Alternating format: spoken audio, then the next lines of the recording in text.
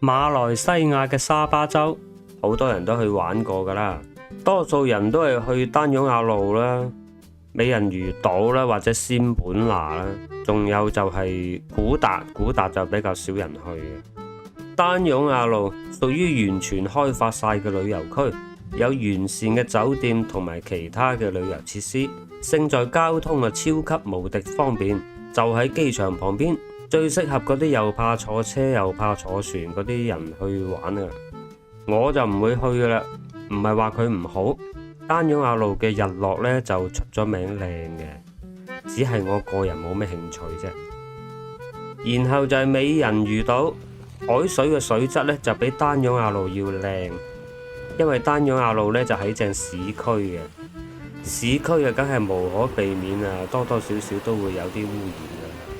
咁啊，美人魚島呢，同樣都係旅遊區嚟嘅，不過佢又遠離咗大陸啦。喺美人魚島，你會見到好多來自不同地方嘅遊客，韓國人啊、台灣人啊最多。美人魚島嘅交通呢，相對就遠少少，要坐個幾鐘頭嘅車去到 Kuta Belui 碼頭，然之後再坐1個鐘頭嘅船。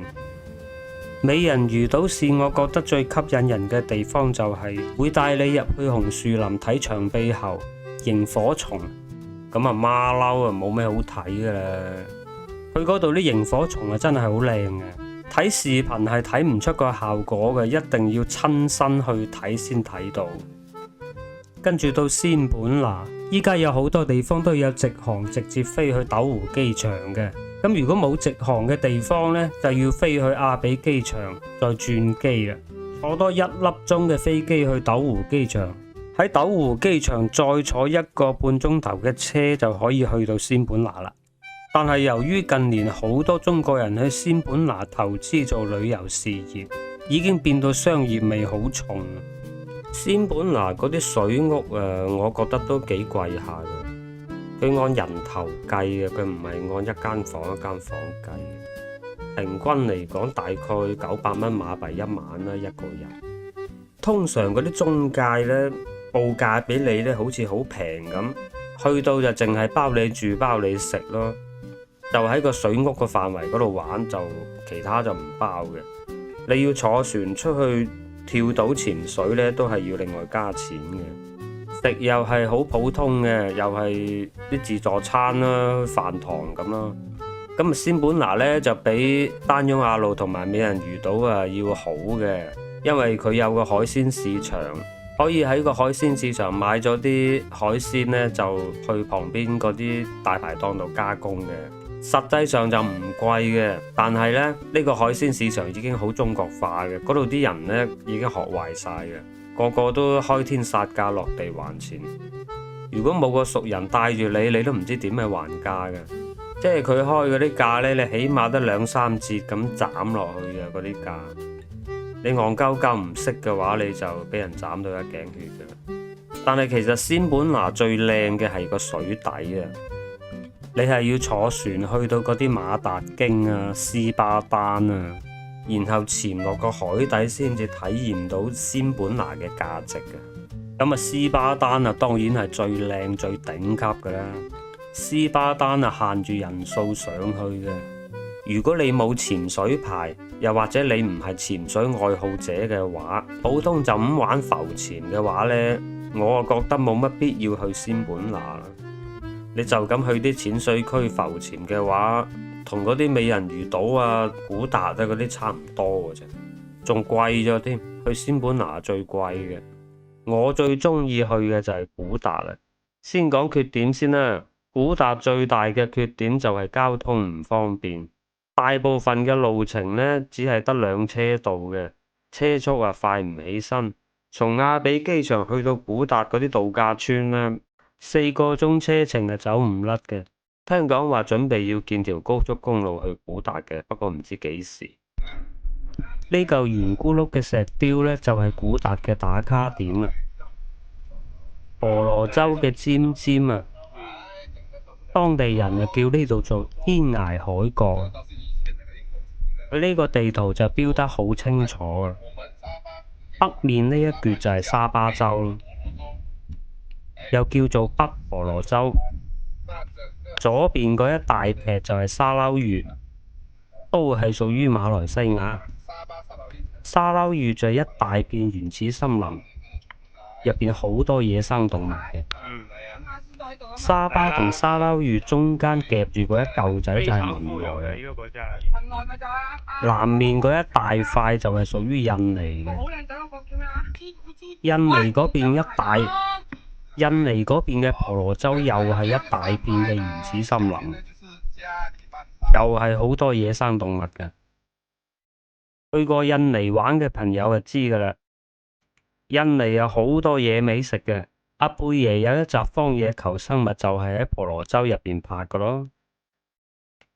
穿過呢嚿石頭行冇幾步就到咗呢個牌嘅，基本上嚟親古達玩嘅人都會嚟呢度打卡影相。咁啊，古達呢個地方呢，就冇咩開發嘅，所以佢仲係保留住好原始嘅風景嘅。呢度 WiFi 都有咗唔係好耐嘅啫，你早幾年嚟都冇 WiFi。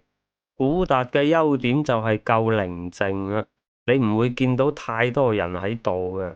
咁啊，由於人煙稀少呢，佢個水質啊同仙本那都差唔多嘅。每年嘅7月8月就係旅遊嘅旺季，係最多人嘅時候。但係古達呢度所講嘅多人呢，同美人魚島嗰啲人山人海就唔係一個概念。我啊最怕多人嘅，我唔中意熱鬧嘅，所以我中意嚟古達嘅。每年嘅12月到3月呢，就係雨季，千祈就唔好喺呢個月份去啊。最靚就係5月6月，5月6月呢，就係最風平浪靜嘅，因為一有大風大浪呢，啲水就會渾濁噶啦。呢個時候嘅海水透明度係最高嘅，佢嘅陽光亦都係最靚。如果你想睇到最靚嘅玻璃海呢，就揀5月或者6月去。呢度由於遊客並唔多，就算你得3-4個人出去浮潛呢，佢哋都係有3-4個人喺旁邊保護你哋嘅，幫你影相啊、拍視頻啊，咁安全係數係非常高嘅。佢呢度成片區域都係屬於自然保護區，禁止捕撈嘅。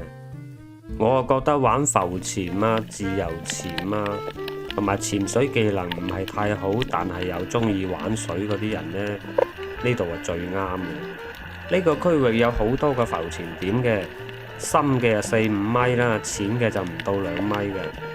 咁嗰啲又想近距離去欣賞下小丑魚啊，但係又未學識做耳壓平衡嗰啲人呢，就最啱啦。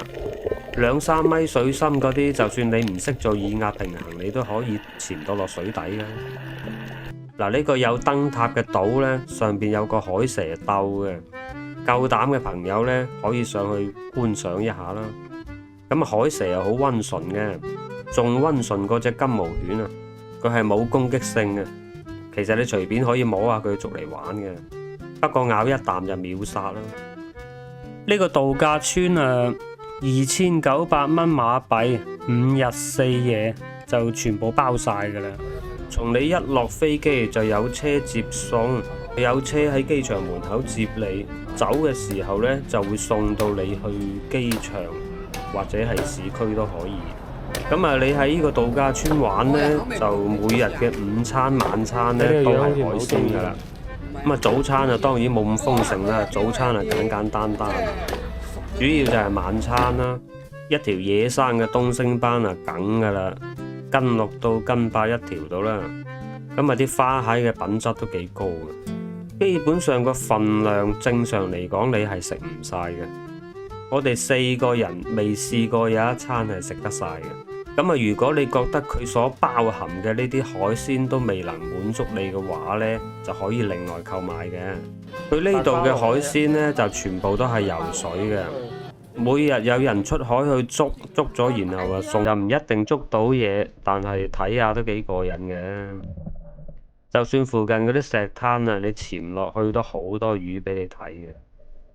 你唔好俾啲網上嗰啲趕海視頻呃到你啊！嗰啲好多都係擺拍嘅，嗰啲網上視頻成日都見到噶啦。一攞喺個石頭，嗰啲蟹啊、八爪魚啊、鰻魚啊，戇鳩鳩喺度等你捉啊！真正嗰啲野生動物啊，嗰啲速度快到啊，唰聲就閃走咗啊！其實我覺得喺沙巴睇日落啊，喺呢個位置係最靚嘅。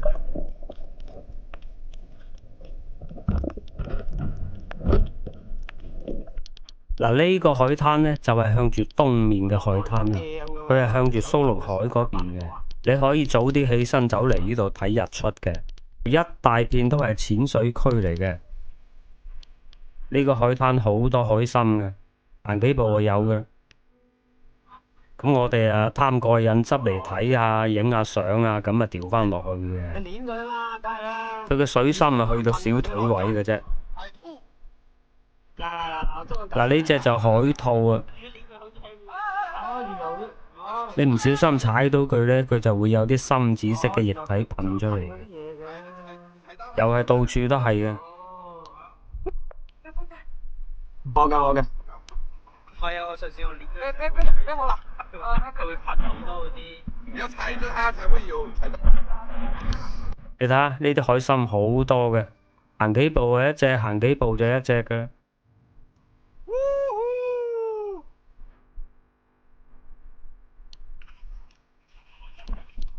真係啊，係喎，真係喎，西渠貝咯。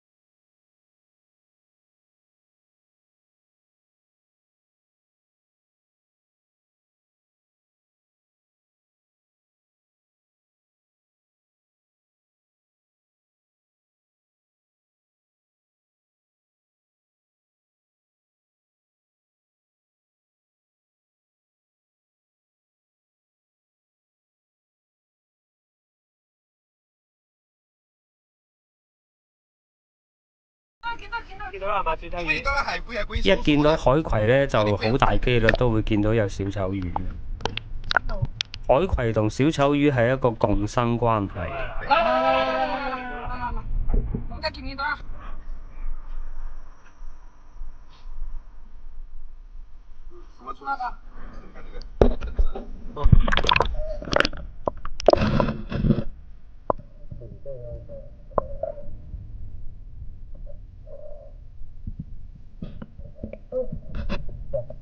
哇！咁多呢啲海兔嘅嚇，幾 Q 多啊呢啲。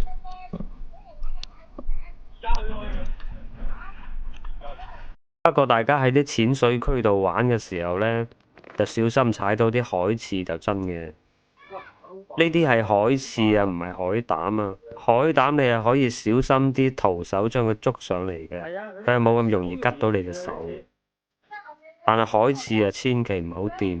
呢種海刺呢，佢嗰啲刺啊好容易斷嘅，又尖又細，一插入你隻手或者腳裏邊呢，佢就會斷喺入邊啦，掹唔翻出嚟嘅，只能夠等佢自己慢慢吸收。我隻手啊舐過嘢㗎啦，戴住隻手套都照穿。所以我哋行呢啲石灘呢，就梗係帶對索溪鞋嘅，就係怕踩到啲海刺。OK。呢隻可以食啊！呢隻叫做饅頭海星啊！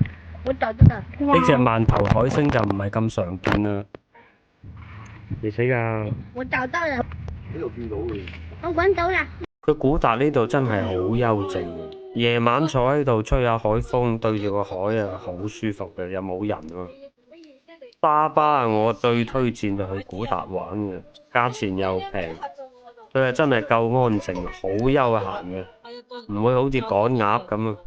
而且喺古達玩呢，佢個自由度係最高嘅。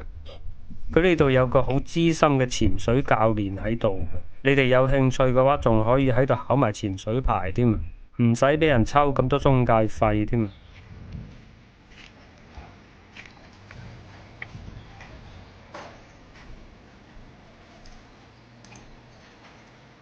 冰咖啡啊？呢杯係冰奶茶，冰奶茶。有嗰啲冰咖啡大家走住。OK，今日分享到呢度，多謝大家收睇，我哋下次見啦，拜拜。